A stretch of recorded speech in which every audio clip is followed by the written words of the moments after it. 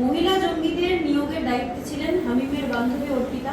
Strategic location তিনি পরিবর্তন করতেন, লোকেশন কাজে লাগিয়ে তিনি তরুণীদের দাওয়াত দিতেন এবং এসটিএফ এই ইনভেস্টিগেশন শুরু করেছে এবং অর্পিতার বিভিন্ন ধরনের অ্যাক্টিভিটিসের খোঁজ পাওয়া যাচ্ছে।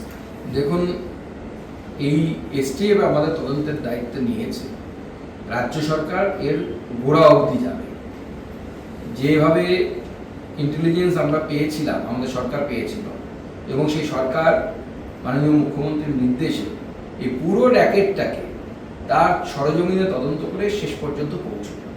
কোনো অপরাধী যারা ভারতকে টুকরো করতে চায়, যারা ভারতের সার্বভৌমত্বকে চ্যালেঞ্জ করতে চায়, ভারতের শান্তি শৃঙ্খলাকে বিঘ্নিত করতে চায়, তাদের কাউকে ছাড়া হবে না। সে হালিম হোক, হামিম হোক বা অর্পিতা হোক। টুলু মণ্ডল, তার 186 কোটি টাকার অ্যাকাউন্ট ফ্রিজ করা হয়েছে। দেখুন, টুলু মণ্ডলের নাম আমরা বহুবার বলেছি। আপনাদের মনে আছে কি মনে নেই, মাননীয় অমিত শাহজি বীরভূমে সভা করেছিলেন।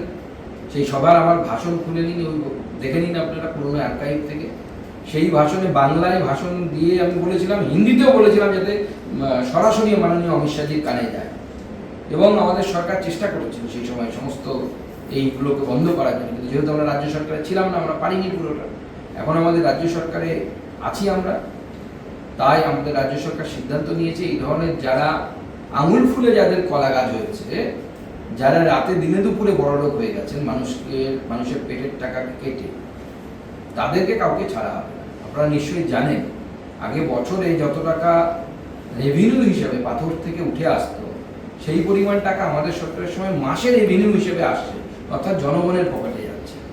আঙুল ফুলে কলা গাছের প্রসঙ্গ বলছেন সমীর ভট্টাচার্য, তিনি কিছুক্ষণ আগে আপনাদের দলের রাজ্য সভাপতি সতর্ক করলেন হঠাৎ করে যে দলের নাম ভাঙিয়ে কোনো তোলাবাজি, কোনো সিন্ডিকেট, কোনো রকম টাকা তোলার ঘটনা এলে পার্টি শৃঙ্খলা রক্ষা করবে এবং কুইক অ্যাকশন নেবে, শাস্তি দেবেন, কড়া শাস্তি দেবেন।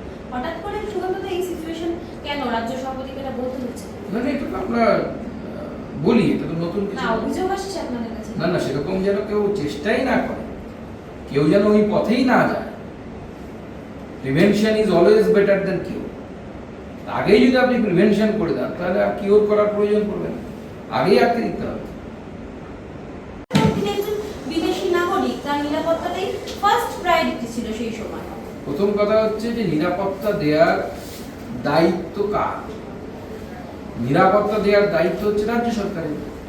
তো তার মানে কি তখন রাজ্য সরকার, অর্থাৎ যার হোম মিনিস্ট্রি এই রাজ্য সরকারের, তারা কি অপদার্থ হয়ে গেছে? একজন নাগরিককে বা একজন ধরুন সাধারণ নাগরিক, আমি উনি ধরে নিলাম উনি বৈদেশিক নাগরিক, তাকে সরাতে হলো। আগামী দিনে তো সেই সরকার বলতে পারতো সেই সময় যে কোনো নাগরিককেও পশ্চিমবঙ্গ ছাড়া করতে হবে, কারণ তার সুরক্ষাটা প্রয়োজন। তো নাগরিক হোক বা এই রাজ্যের অতিথি হোক, অন্য দেশের নাগরিক যাকে ভারত সরকার ভিসা দিয়েছে, থাকার অধিকার দিয়েছে এখানে অতিথি হিসেবে, তার নিরাপত্তার দায়িত্ব তো রাজ্য সরকারের। সেই রাজ্য সরকার করতে পারেনি, আমাদের সরকার করতে পারছে। তো কমসে কম এই অপদার্থতা তো মেনে নিক কমসে কম। এটা কোনো সুরক্ষা বরক্ষা না, শুধুমাত্র অ্যাপিজমেন্ট পলিটিক্সের জন্য বামফ্রন্ট তখন এটা করেছে। বিকাশ রঞ্জন ভট্টাচার্য তিনি সেকুলারিজমের পোস্ট করেন, সেকুলারিজমের কথা বলেন বা তার দলের অন্যরাও বলেন।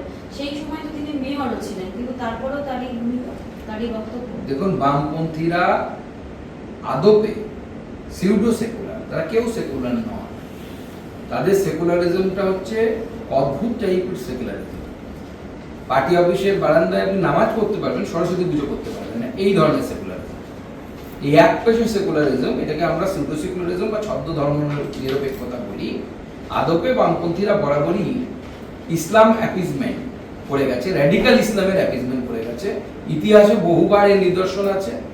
দেশ ভাগের সময়ও তারা পাকিস্তান তৈরির দাবিকে সমর্থন করেছিলেন, বলেছিলেন পাকিস্তান মানতে হবে তবেই দেশ স্বাধীন হবে, পাকিস্তানের দাবি মানতে হবে তবেই ভারত স্বাধীন হবে। যারা এই মানসিকতার লোক, তাদের কাছ থেকে এর থেকে বেশি আর কি আশা করা যায়? মুর্শিদাবাদের মাথা হয়নি পর তার একটা ঐতিহাসিক প্রত্যাবর্তন হলো এবং তিনি বলছেন যে বাক স্বাধীনতা তিনি ফিরে পেলেন 20 বছর পরে, তার এই আশাটা সম্ভব হলো। এবং আপনাদের দলকে নিয়ে সব থেকে বেশি এই ক্রিটিসিজম শুনতে হয় যে মুক্ত চিন্তার আপনারা বিরোধী, কিন্তু তাসলিমা তো অন্য কথা বলছেন। দেখুন, প্রথমত বলি যে তসলিমা নাসরিনকে পশ্চিমবঙ্গ ছাড়তে হয়েছিল কিছু সাম্প্রদায়িক গোষ্ঠীকে খুশি করার জন্য।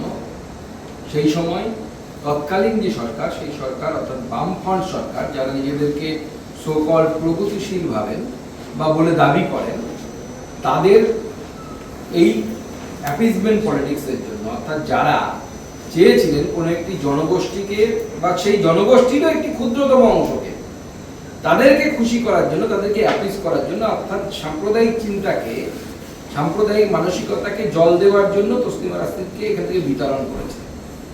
তারপরে দীর্ঘ 15 বছর মমতা বন্দ্যোপাধ্যায় সরকার থাকা অবস্থাতেও তসলিমা নাসরিনকে এখানে ফিরতে দেওয়া হয়নি। তার কারণ পার্টিটা বদলেছিল, সিম্বলটা বদলেছিল, চিন্তাধারার কোনো পরিবর্তন হয়নি। বামফ্রন্ট যে অ্যাপিজমেন্ট পলিটিক্স, তোষণের পলিটিক্সে বিশ্বাস করত, সেই একই পলিটিক্সে বিশ্বাস করতেন মমতা বন্দ্যোপাধ্যায়। বিজেপির সরকার গঠন হয়েছে, আমাদের মাননীয় শুভেন্দুদা মুখ্যমন্ত্রী হয়েছেন এবং তিনি এই সিদ্ধান্ত নিয়েছেন যে এখানে বাক স্বাধীনতা সবার আছে, বাক স্বাধীনতা থাকাটাই স্বাভাবিক এবং কোনো সাহিত্যকর্মের জন্য এক যাত্রায় তো পৃথক ফল হতে পারে না। কোনো সাহিত্যকর্মের জন্য একদিকে কেউ অ্যাওয়ার্ড পাবে আর একদিকে তসলিমা নাসরিনকে তাকে ঘর ছাড়া হতে হবে, ভিটে ছাড়া হতে হবে, পশ্চিমবঙ্গ ছাড়া হতে হবে, এটা তো হতে পারে না। তাই আমাদের সরকার তাকে সুরক্ষা দিয়েছে।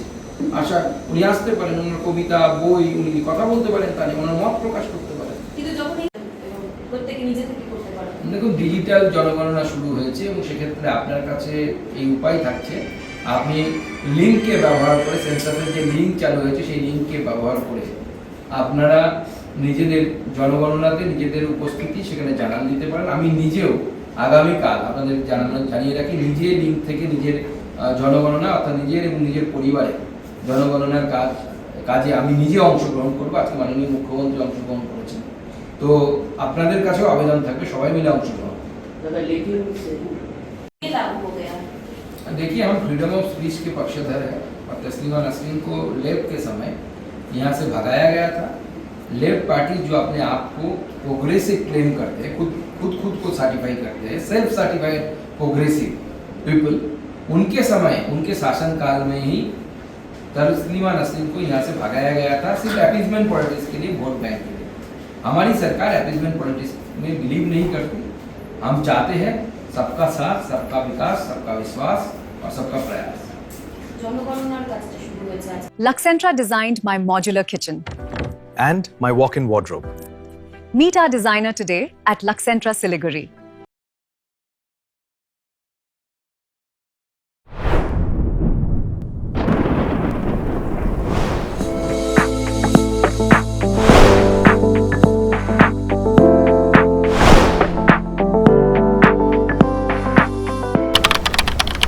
कुछ रिश्ते शब्दों से नहीं, तोहफों से यादगार बनते हैं। इसी एहसास का नाम है मोमेंट्स, जहां मिलेगा एक्सक्लूसिव सिल्वर प्लेटेड आर्टिफैक्ट्स, दिव्य god idols, elegant crockery, luxury home decor और bespoke वेडिंग इनविटेशंस जो बन जाएं जिंदगी भर की खूबसूरत याद। बेबी गिफ्टिंग हो, कॉर्पोरेट गिफ्ट्स, वेडिंग फेवर्स या पर्सनलाइज्ड क्रिएशंस, हर गिफ्ट में झलके क्लास, एलिगेंस और आपकी अपनी पहचान। Moments, redefining luxury, gifting one masterpiece at a time. हर सफर सिर्फ मंजिल तक पहुंचने का नाम नहीं, यादें बनाने का नाम है। जीप, दमदार परफॉर्मेंस, मजबूत बिल्ड क्वालिटी और हर रास्ते पर बेहतरीन भरोसा। Citroen, premium comfort, smart technology और शानदार वैल्यू फॉर मनी। 30 वर्षों के भरोसे के साथ कीसन्स जीप सिट्रॉन, नॉर्थ बंगाल और सिक्किम की अधिकृत डीलर। सेल्स, सर्विस और जेन्युइन स्पेयर पार्ट्स, सब कुछ एक ही छत के नीचे। आज ही आइए कीसन्स जीप सिट्रॉन,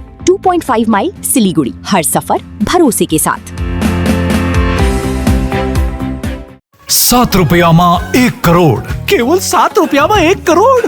हो 1 करोड़ 7 रुपयाમાં के 1 करोड़ केवल 7 रुपयाમાં? કિન્નહોસ ડિયર સાપ્તાહિક લોટરી કેવલ 7 રૂપિયામાં અને જીતનહોસ પહેલો પુરસ્કાર 1 કરોડ રૂપિયા. 1 करोड़ 7 7 7 1 ડિયર સાપ્તાહિક લોટરી, ભાગ્ય બદલીને બાટો.